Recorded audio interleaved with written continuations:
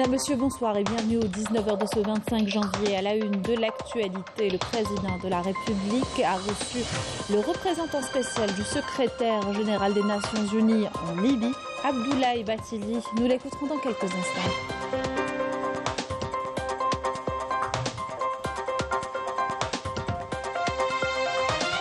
Le président de la République a reçu le ministre saoudien du Hajj et de la Omra et l'ambassadeur de la République de Bulgarie.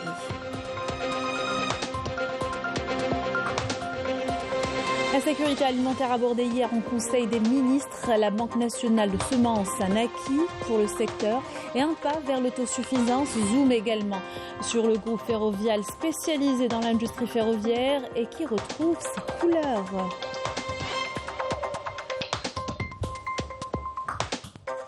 À l'étranger, le Marzen continue d'ignorer la révolte sociale. Les manifestants dénoncent les inégalités et les pratiques du régime qui s'accaparent les richesses du pays. La saison touristique bat son plein dans le sud du pays. En plus des habitués, les paysages à couper le souffle du Sahara sont désormais plus accessibles aux étrangers grâce à des facilitations pour l'obtention de visas. Reportage dans le journal. Bien à tous, heureuse de vous retrouver. Je vous disais en titre, le président de la République, Ahmed Tebboune, a reçu le représentant spécial du secrétaire général des Nations Unies en Libye, Abdoulaye Bathily. L'audience s'est déroulée au siège de la présidence de la République en présence du ministre des Affaires étrangères et de la communauté nationale à l'étranger, Mtan Lamamra, et du directeur de cabinet à la présidence, Abdelaziz Khelef. On écoute le représentant spécial du secrétaire général des Nations Unies en Libye. J'ai eu l'honneur d'être reçu par M. le Président de la République. Comme vous le savez, c'est dans le cadre de mes visites aux pays voisins de la Libye et demander le soutien de ces pays dans le cadre de ce qu'ils peuvent faire pour apporter la stabilité avec ce qui se passe en Libye, pour permettre, avec leur appui, aux acteurs libyens de se parler et de trouver les compromis nécessaires pour surmonter cette crise qui a trop duré, plus de 10 ans en effet. Et je voudrais ici dire que dès le départ, l'Algérie a apporté tout le soutien à ma mission, à la mission d'appui des Nations Unies à la Libye. Et je suis venu encore aujourd'hui pour prendre les avis, les suggestions du Monsieur le Président de la République dans ce cadre-là. Et je suis satisfait de l'expression de la continuation de ce soutien et je suis certain que les Libyens écouteront et entendront les voisins qui sont tout aussi affectés par cette crise dans leur pays. Et on dit que quand la case du voisin brûle, il est du devoir de tous d'apporter de l'eau pour l'éteindre, pour éteindre le feu. Et les pays voisins de la Libye, en particulier l'Algérie, participent de cela. Je voudrais remercier M. le Président de la République pour toute initiative qui sont déjà prises et les initiatives à prendre dans ce sens pour que tous les acteurs internationaux parlent d'une même voix, pour que la Libye, enfin, le peuple libyen, sorte de cette crise pour s'engager dans la voie de la stabilité, de la paix et de la prospérité pour leur pays, mais aussi pour toute la région. Je vous remercie. Le président de la République a reçu le ministre saoudien du Hajj et de la Omra, Tawfiq Ben Fawzan Al-Rabi'. L'audience s'est déroulée au siège de la présidence de la République en présence du directeur de cabinet à la présidence, Abdelaziz Khelef, et du ministre des Affaires religieuses et des Waqf, Youssef Ben Mahdi.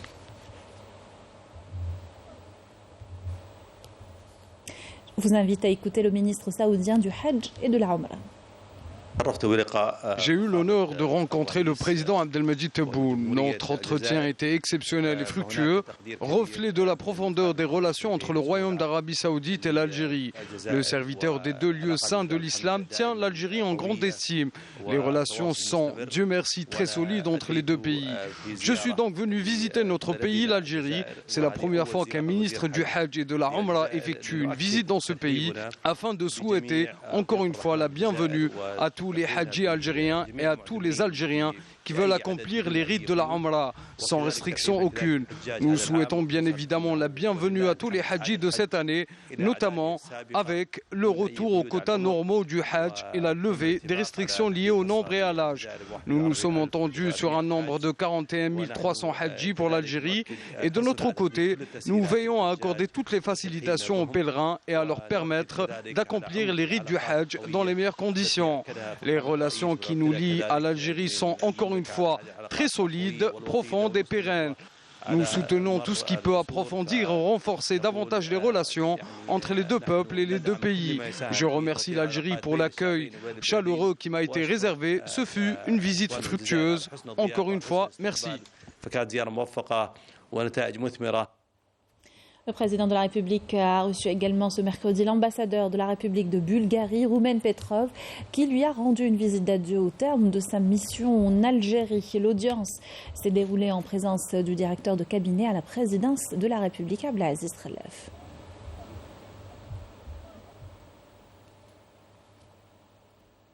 Je vous invite à écouter l'ambassadeur bulgare.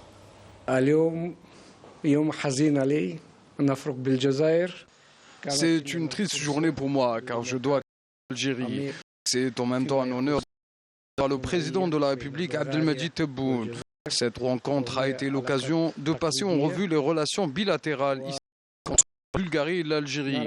Les deux pays disposent d'importantes potentialités et nous œuvrons à trouver les mécanismes adéquats pour exploiter au mieux ces potentialités dans l'intérêt commun des deux pays. Je tiens à remercier le peuple algérien pour son hospitalité et l'accueil chaleureux qui nous a été réservé. À ce titre, bien qu'il nous soit triste de quitter l'Algérie, mon épouse et moi sommes toutefois heureux de vous avoir connu.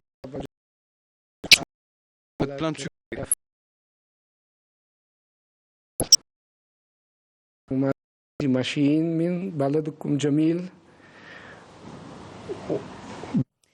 Réunion du gouvernement présidée par le Premier ministre Ayman Ben Abdelrahman ce mercredi. Le gouvernement a examiné deux projets de décret exécutifs. Le premier fixe l'organisation et les modalités de fonctionnement des écoles régionales de formation des avocats présentées par le ministre de la Justice, garde des Sceaux. Le second porte sur le déclassement d'une parcelle de la forêt domaniale Ouled Zaïd dans la wilaya de Souq Ahras, destinée à la réalisation d'un poste électrique présenté par le ministre de l'Agriculture et du Développement rural. Le gouvernement a également examiné un projet de décret relatif aux modalités d'homologation des dispositifs médicaux présenté par le ministre de l'Industrie pharmaceutique. Ce projet vise à assurer la disponibilité des dispositifs médicaux concernés sur le marché national et à garantir le bon fonctionnement des établissements de santé et une meilleure prise en charge des patients. Enfin, le ministre de la Numérisation et des Statistiques présenter une communication sur le bilan du 6e recensement général de la population de l'habitat. Ce bilan fait état des premiers résultats portant sur la population résidente et sur le parc de logement en Algérie, tiré des informations collectées auprès des ménages. Réunion du Conseil des ministres hier, présidée par le chef. Il a été question de redoubler d'efforts en vue d'augmenter la production des récoltes agricoles, notamment le blé. L'objectif réalisé dans les plus brefs délais, l'autosuffisance en cette matière stratégique, et des efforts ont déjà été fournis dans ce sens, à l'image de la création de la Banque nationale de semences. Elle est abritée par le CNCC, comme vous allez le voir dans ce reportage de Saïda Maïouf. L'Algérie s'emploie sans relâche à la maîtrise des variétés et de la qualité des semences en tant que fondement de la sécurité alimentaire. Pour ce faire, le CNCC, Centre national de contrôle et certification des semences et plants, et à travers ses différents laboratoires à la pointe de la technologie, s'attelle au quotidien au contrôle minutieux des semences avant leur stockage.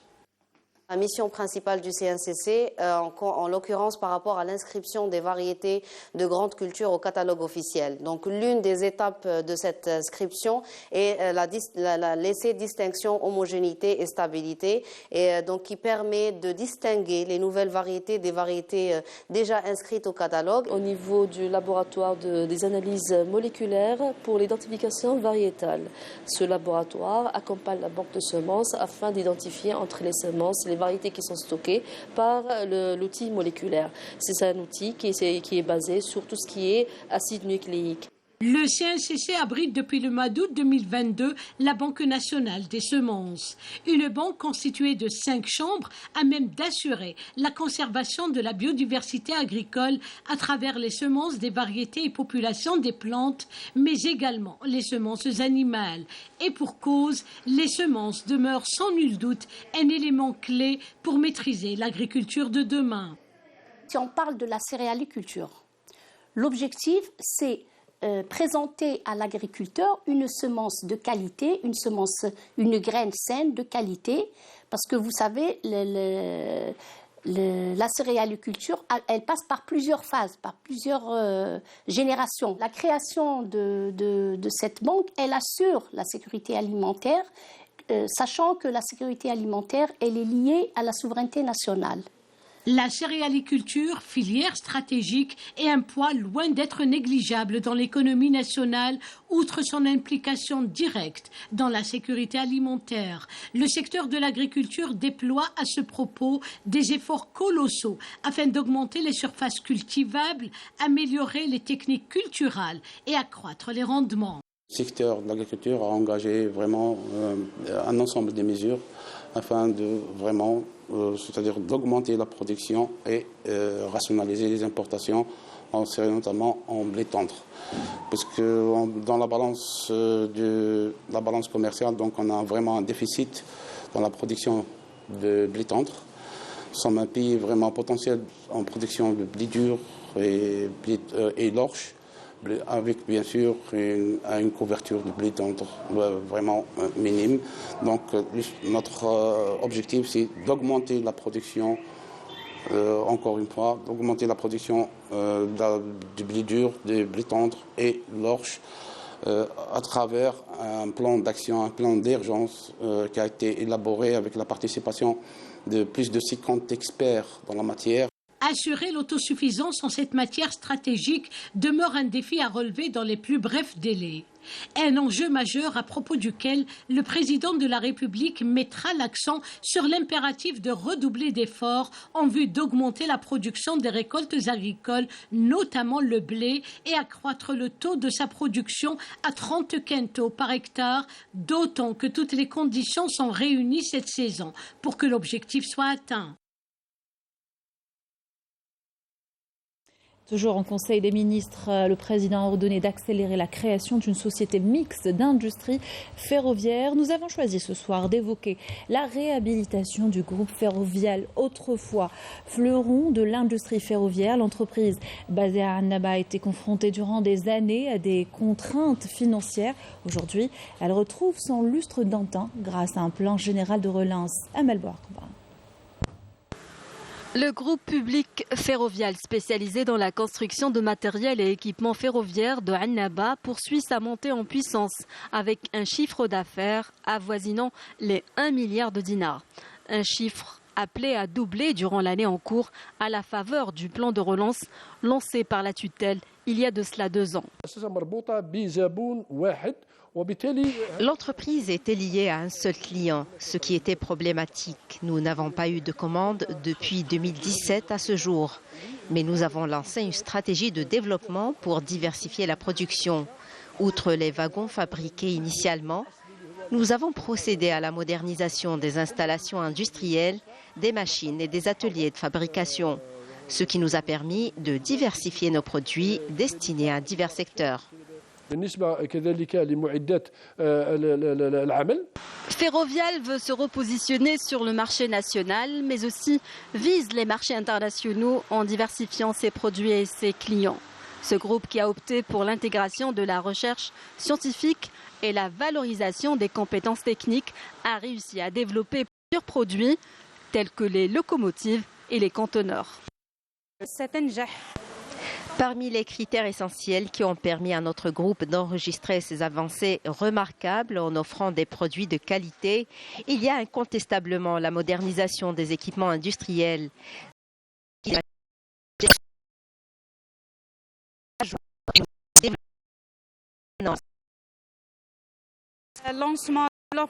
Nous avons bénéficié d'un apprentissage dans le secteur de la formation professionnelle, ce qui nous a prédisposés à travailler dans ce domaine. D'ailleurs, nous avons été embauchés facilement, Dieu merci.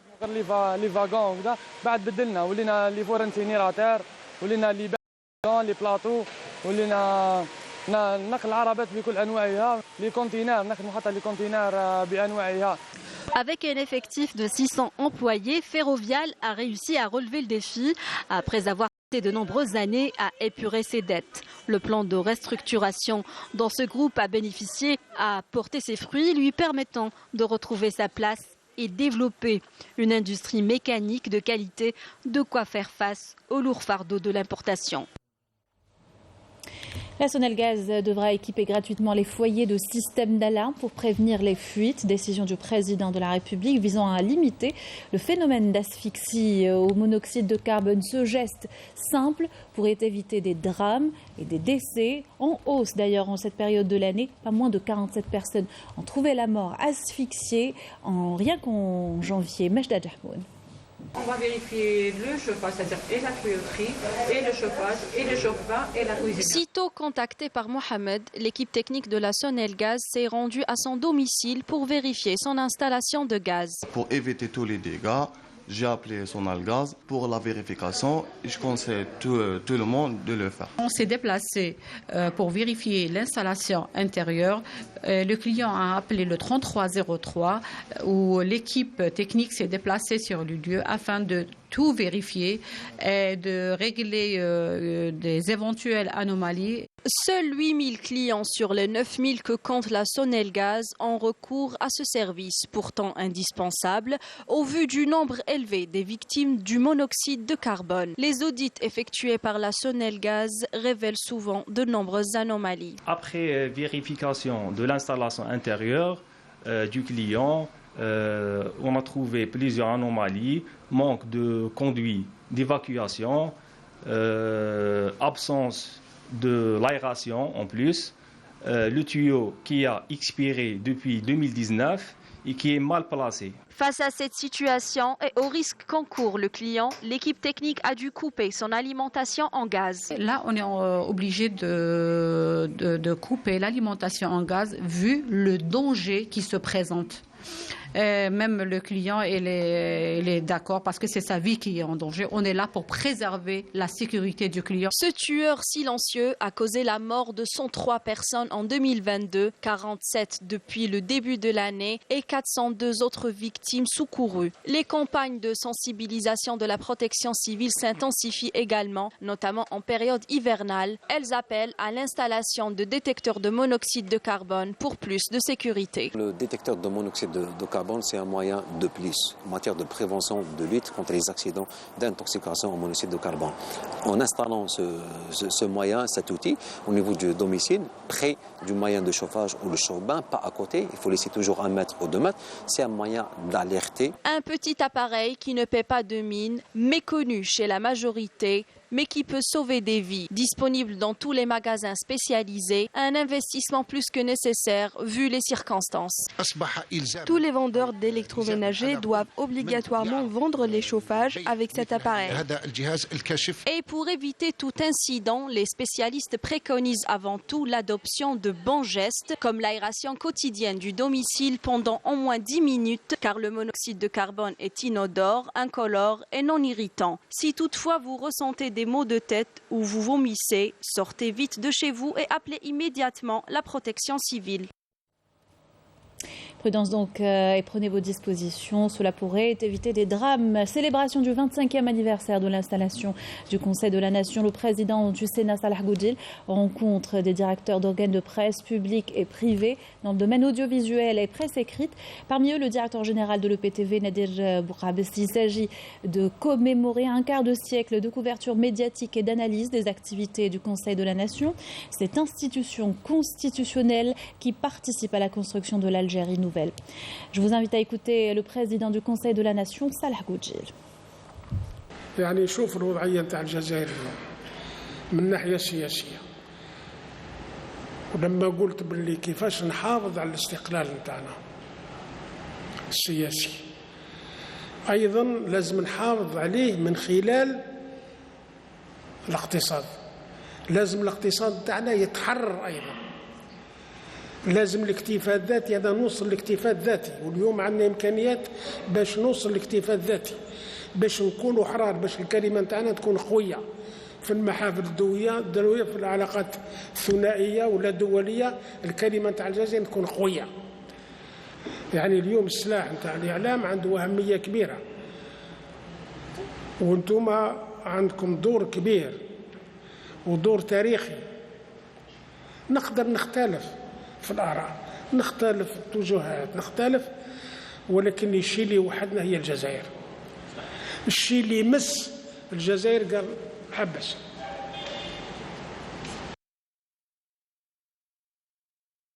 Le président de l'Assemblée populaire nationale, Brahim Bourali, a lui reçu le cheikh Khalid Ben Hilal Ben Nasser Al-Maouli, président du Conseil de la Choura du Sultanat d'Oman.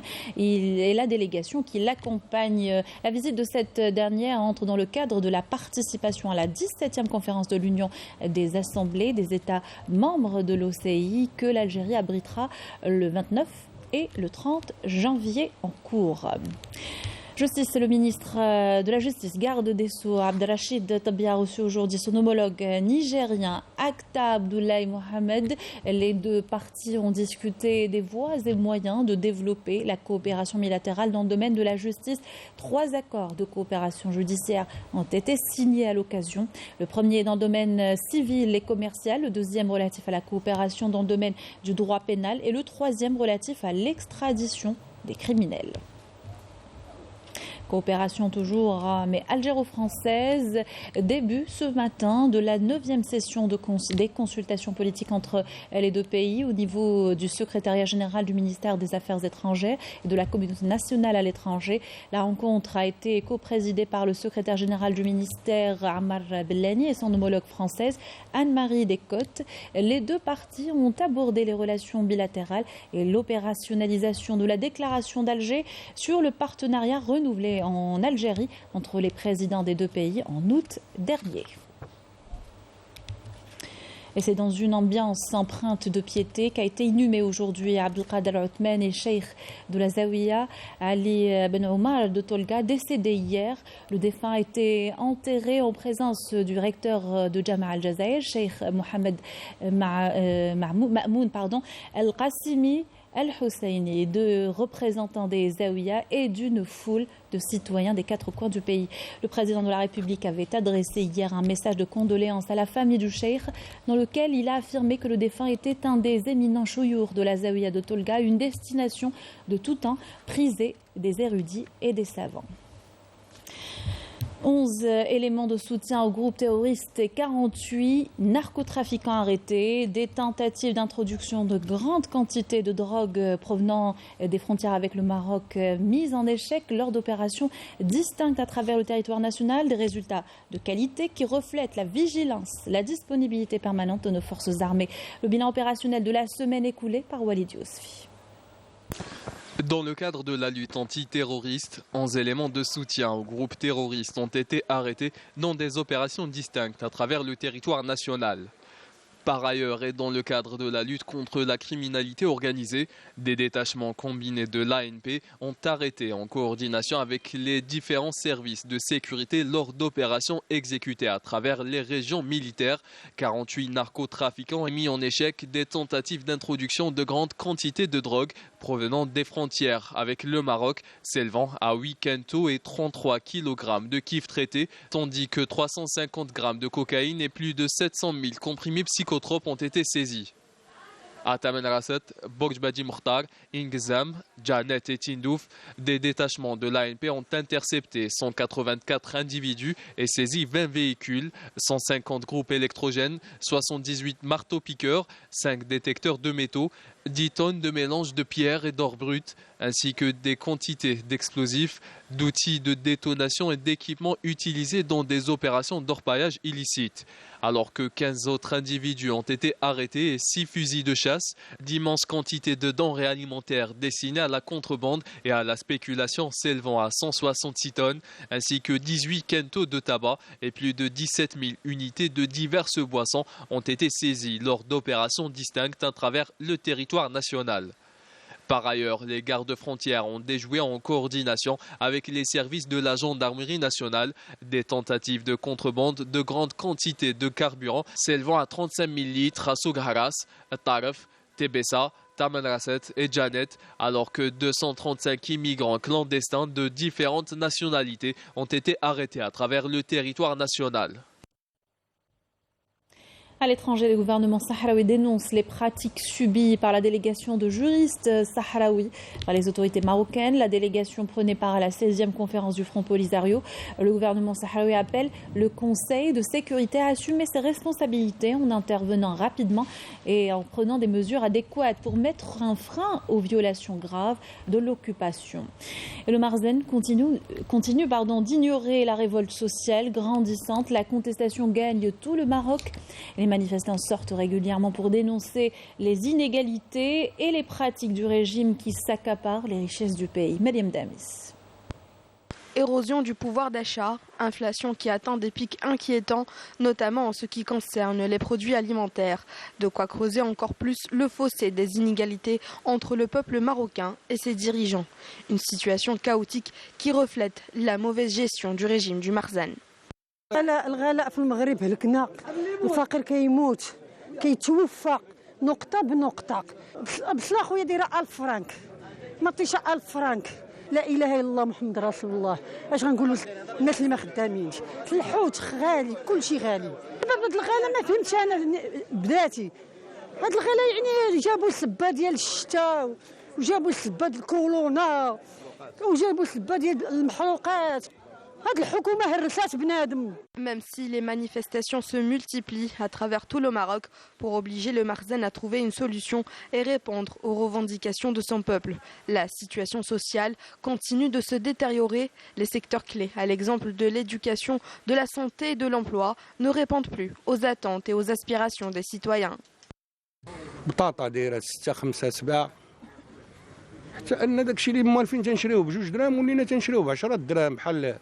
بطاطا ما تتعداش 3 دراهم كل عام الا هاد السنه هادي راه ما واصله ل 7 دراهم 6. الزبون تقهر اللي كان تياخذ 10 كيلو ولا تياخذ 2 كيلو اللي كان تياخذ 2 كيلو ولا تياخذ نص كيلو. شوف الانسان ما هو مسكين كاين عندنا حنا صورتو هنا في الرباط. En dépit de la pauvreté, du chômage et de l'injustice sociale devenue monnaie courante, le régime du Marzen continue d'ignorer la révolte sociale grandissante. Une révolte qui gagne tout le Maroc, révélant la gravité des inégalités sociales engendrées par un régime autoritaire qui accapare les richesses du pays. Retour dans le pays pour parler sport et l'événement du moment, le championnat d'Afrique des Nations pour les locaux, fin du premier tour. La compétition reprendra vendredi prochain avec le match Algérie-Côte d'Ivoire. Les Verts se préparent pour la confrontation et c'est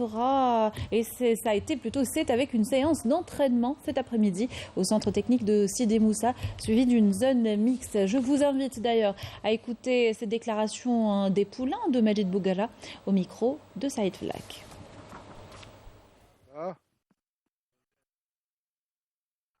Le match va être difficile pour les deux équipes, mais nous nous préparons pour être prêts le jour J. Toutes les équipes ont un bon niveau. Il n'y a pas une équipe faible. هي مباراة ربع النهائي هذا هما لحقنا الادوار لي ماتش ليميناسيون كيما نقولوا هذا هما لي ماتش تخسر تروح. Nous sommes en quart des finales. Si on perd, on sort de la compétition. La Côte d'Ivoire n'est pas une équipe facile, mais nous avons étudié leurs points faibles et leurs points forts et nous nous sommes bien préparés pour être à la hauteur. كيما ثاني هما راهم يدرسوا نقاط ضعف نقاط القوة تاعنا نعرفوا ان شاء الله كيف ندخلوا الماتش ونفوزوا به. مباراة ما راحش تكون سهلة. Le match ne sera certainement pas facile, mais nous allons nous donner à fond, espérant qu'on décrochera une victoire. Et au sujet de ce Chan 2022, le président de la Confédération africaine de football a qualifié cette 17e édition de la meilleure de toutes les éditions précédentes. Déclaration à Oran où il a assisté au dernier match du stade de Poulan. On écoute Patrice Motsepe. Excellent, very proud. Tout ce que j'ai vu durant ce Chan me rend très fier. Ce qui me rend encore plus fier, ce sont les stades, l'ambiance, l'excitation, l'enthousiasme. L'Algérie peut se targuer d'avoir un passé footballistique glorieux. Les Algériens ont de quoi être fiers. Cela fait d'ailleurs la fierté de tous les Africains des 54 pays du continent. Tout est parfait depuis le début de cette compétition. Cette 7e édition du Chan est la meilleure de toutes les éditions précédentes. Voilà ce qu'on pouvait dire aujourd'hui pour cette 7e édition du championnat d'Afrique des Nations pour les joueurs locaux. Nous retrouverons les Verts justement dans leur prochain match, vendredi prochain, la rencontre contre la Côte d'Ivoire. On va parler tourisme saharien, la saison bat son plein. En plus des habitués, les paysages à couper le souffle du Sahara sont désormais plus accessibles aux étrangers. Des facilitations pour l'obtention de visas ont été accordées aux touristes. Les détails avec Hicham Dao. C'est un visa de régularisation donc, qui a été mis en place de manière exceptionnelle et temporaire. Donc, pour accompagner justement l'activité touristique par rapport au produit saharien qui est notre produit phare. Pour la mise en place de cette opération, donc, il a été mis en place une plateforme, donc une plateforme numérique qui relie le secteur du tourisme aux autres secteurs. Et en l'occurrence, le maillon le plus important, c'est les directions de tourisme des 58 wilayas. Donc l'agence envoie de manière numérique les documents nécessaires à cette opération à la direction du tourisme de la wilaya concernée. Ce sont les démarches que devront faire les tours opérateurs et les agences de tourisme et de voyage pour l'obtention des visas de régularisation au profit des touristes étrangers désireux de visiter le sud algérien. Des formalités qui ne seront pas minées par des lourdeurs bureaucratiques. Le délai de réponse étant limité. Les directions de tourisme ont été instruites pour justement envoyer les documents nécessaires à toutes les agences. Ces documents sont réceptionnés au niveau central pour être triés et validés, pour être ensuite, via la plateforme aussi, envoyés aux différents services. Il faut compter 15 jours pour justement que la liste soit validée. Ça veut dire, au-delà des 15 jours, notre secteur établit un document qui a été validé en commission et qui s'appelle l'autorisation d'embarquement, pour dire que ce touriste peut embarquer et il va recevoir le visa à l'arrivée. Mais une question qui est souvent revenue, après cette annonce, ces touristes sont-ils limités à l'espace saharien ou alors la possibilité de faire des haltes dans le nord du pays leur est offerte? Bien évidemment, mis à part le vol direct Paris-Djanet, donc pour les autres wilayas, il n'y a pas de vol direct. Donc nous, en partie, nous avons mis l'accent sur cette option, que les touristes peuvent faire des escales au niveau d'Alger, au niveau de Annaba, au niveau d'Oran et tout ce qui s'ensuit pour accéder. Mais le principal de cette optique, c'est que le programme soit au moins à 80% saharien. Précision de taille. Facilitation ne rime aucunement avec massification car l'enjeu est important. Le dispositif de facilitation d'octroi de visa nous a permis de recevoir plusieurs demandes au jour d'aujourd'hui. Et nous tenons à cette occasion à sensibiliser les agences afin de donner l'information nécessaire, les informations nécessaires relatives à ces sites très importants en matière archéologique et environnementale, afin de s'inscrire de plein fouet dans un tourisme durable. La destination Algérie s'ouvre au tourisme international. Et l'Algérie aspire à être une destination saharienne mondiale par excellence. Mais le souci de préservation et de durabilité fait partie du challenge de cette ouverture. Avec ceci, on arrive à la fin de notre journal. Merci de l'avoir suivi. Excellente soirée sur Canal Algérie.